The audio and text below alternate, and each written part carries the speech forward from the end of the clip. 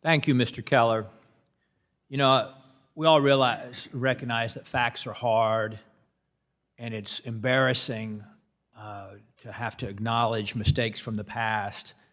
I can understand there's so many on the other side of the aisle who are invested in personally on the terrible, harmful decisions that were made over the last 2 years. I understand them not wanting to own that. I'm sure it's frustrating to the Democrats on the other side that as they watched how many of us, let's just be very plain about this, many Republicans, we didn't do anything different over the last 2 years. We operated our offices in person. We didn't require our staffs to wear masks. We didn't require them to get vaccinated or even tell us if they were vaccinated. And yet, what was the difference in the outcome or the results? I'm sure that's been very frustrating for our Democrat friends.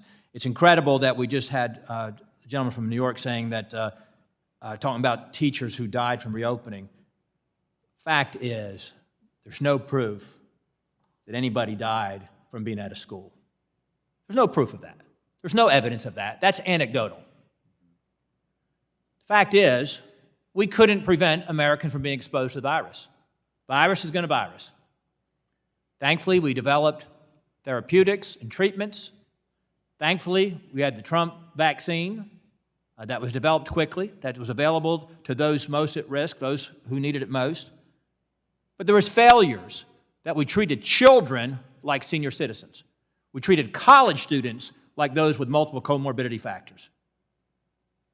And we fired people for not getting a vaccine, young, healthy first responders and medical workers. And we kicked people out of the military. And yes, we kept our schools closed. And here we just had the gentleman from New York saying, oh, you know, the decline was already happening before this. It didn't get that much worse. Really? Didn't get that much worse. Decline was already happening. Are we trying to say that harm wasn't done academically with the schools being closed for 2 years? Why would we ever go back to in-person learning if that didn't happen? And you think about states like Florida.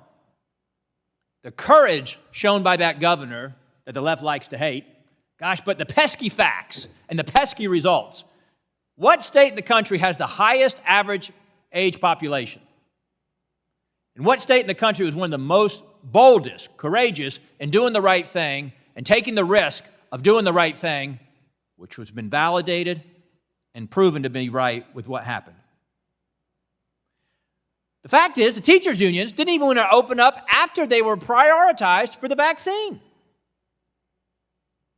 We moved them to the front of the line for the vaccine, we got them vaccinated, and they still didn't want to reopen. And as far as masks, we brought up masks when one of my colleagues from across the aisle, the mask requirement. We all know the truth on the masks.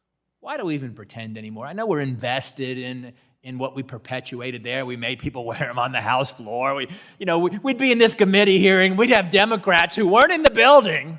They were afraid to come in the room, and they would fuss at us because we were in here without a mask on. Again, but the pesky results of what happened from that. What happened from that?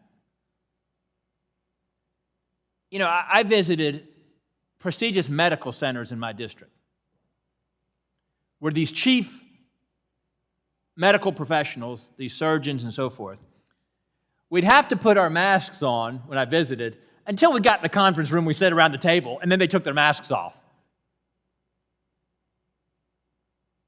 That's how much they believed on a personal level in the show, the theater, which was even acknowledged by some of these chief medical personnel in this administration that it was just theater, requiring these cloth masks for these 2 years. Made us feel like we were doing something, I guess. Made us feel like that we cared. Heck, some of the masks even said, oh, I care, that's why I wear the mask.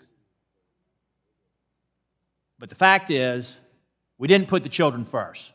And history will judge us harshly with how we sacrificed our children over these last 2 years on the altar of our political agenda and the decisions that we made that were at the expense of what was best for our children.